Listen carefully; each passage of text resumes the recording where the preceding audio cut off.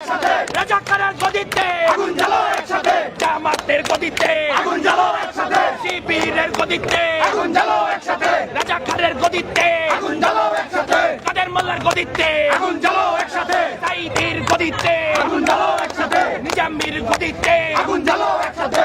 আজমের গদিতে আগুন জ্বালো একসাথে, রাজাকারের গালে গালে জুতা মারো তালে তালে, জুতা মারো তালে তালে রাজাকারের তালে তালে, আজমের দুই গালে জুতা মারো তালে তালে, কাদের মোল্লার দুই গালে জুতা মারো তালে তালে, সাইদের দুই গালে জুতা মারো তালে তালে, নিজামের দুই গালে জুতা মারো তালে তালে, ঘাতক দালাল রাজাকার এই মুহূর্তে বাংলা ছাড়, এই মুহূর্তে বাংলা ছাড় ঘাতক দালাল রাজাকার, জুলাই কি তোর বাগদাদার জামাত রাজাকার, জুলাই কি তোর বাগদাদার জামাত শিবির রাজাকার, জুলাই কি তোর বাগদাদার জামাত শিবির রাজাকার, জুলাই কোসে ঝাড়খণ্ড জামাত শিবির রাজাকার, একাত্তরের হানাদার জামাত শিবির রাজাকার, একাত্তরের বাটপার জামাত শিবির রাজাকার, একাত্তরের হানাদার জামাত শিবির রাজাকার, একাত্তরের কুলাঙ্গার জামাত শিবির রাজাকার, একাত্তরের কুলাঙ্গার জামাত শিবির রাজাকার, জুলাই কোসে ঝাড়খণ্ড জামাত শিবির রাজাকার, জুলাই কি তোর বাগদাদার জামাত শিবির রাজাকার, জামাত শিবির রাজাকার জুলাই কি তোর বাগদাদার, জুলাই কি তোর বাগদাদার জামাত শিবির রাজাকার, জুলাই কোসে ঝাড়খণ্ড জামাত শিবির রাজাকার, সারা বাংলার গাদ্দার জামাত শিবির রাজাকার, জুলাই কোসে ঝাড়খণ্ড জামাত শিবির রাজাকার, জুলাই কোসে ঝাড়খণ্ড জামাত শিবির রাজাকার, জুলাই কি তোর বাগদাদার জামাত শিবির রাজাকার, তুমিও জানো আমিও জানি জামাত শিবির পাকিস্তানি,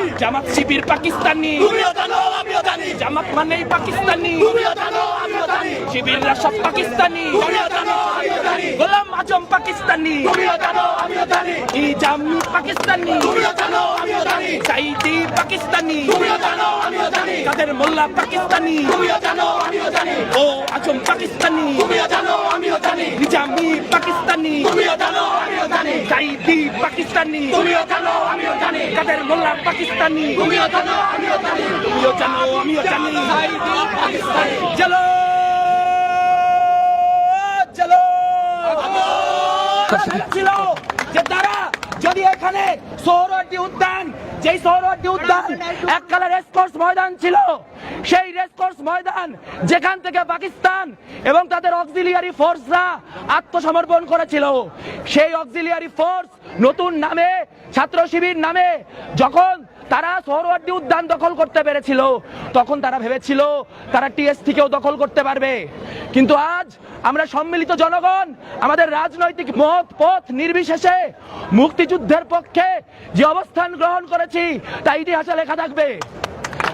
আজ ঘাতক দালালদের বিরুদ্ধে আমাদের যে প্রতিরোধ সেই প্রতিশোধের যে লেলিহান শিখা আজ জ্বলেছে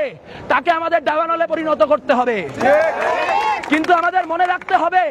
যে এই জামাত শিবির রাজাকার যারা একাত্তরের গণহত্যাকারী তারা তাদের সবচেয়ে বড় অস্ত্র হচ্ছে ডিসইনফরমেশন এবং গুজব তারা ইতিমধ্যে হলে হলে একটা ন্যারেটিভ তৈরির চেষ্টা করছে যে আমরা এখানে তাদেরকে অবরুদ্ধ করে রেখেছি এবং অবরুদ্ধ করার মধ্য দিয়ে তাদের উপর আক্রমণ করার চেষ্টা করছি কিন্তু আপনারা জানেন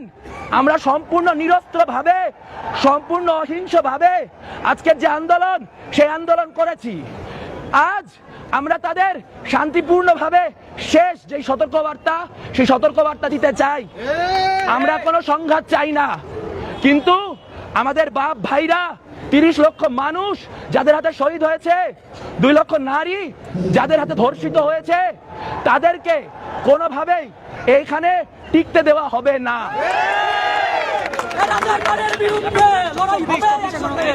আমরা এইখানে আর অবস্থান করব না আমরা এইখান থেকে একটি শান্তিপূর্ণ মিছিল নিয়ে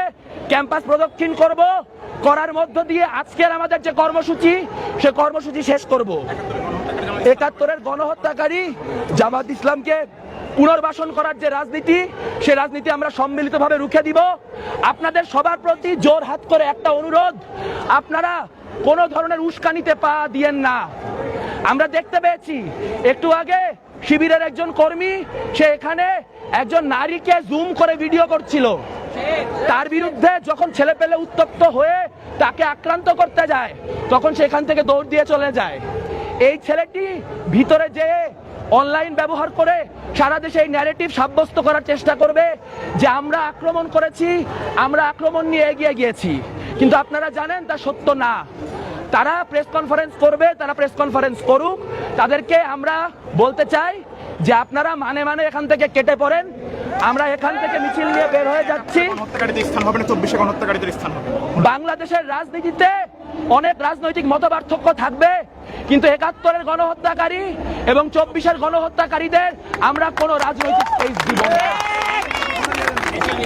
আজ এখন এই বক্তব্যের পর মুক্তিযুদ্ধপন্থী যত মানুষ রয়েছেন, আমরা দলমত নির্বিশেষে এখান থেকে একটি মিছিল নিয়ে বের হব, ক্যাম্পাস প্রদক্ষিণ করব, আমাদের অবস্থান জানান দিব। যদি ভিসি এবং প্রক্টর তাদের এই অবস্থান অব্যাহত রাখে, তাহলে জামাত ইসলামীর ভিসি এবং জামাত ইসলামীর প্রক্টরকে এই বিশ্ববিদ্যালয় থেকে উৎখাত করে দেওয়া হবে। কালকে থেকে সেই লড়াই শুরু, সেই লড়াই উদ্দীপ্ত হয়ে এখন আমরা মিছিল করব।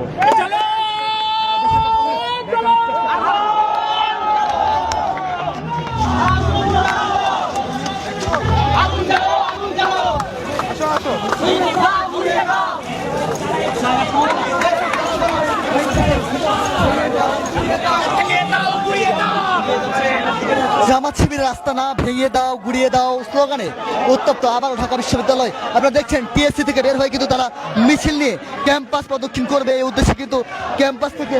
বের হচ্ছে।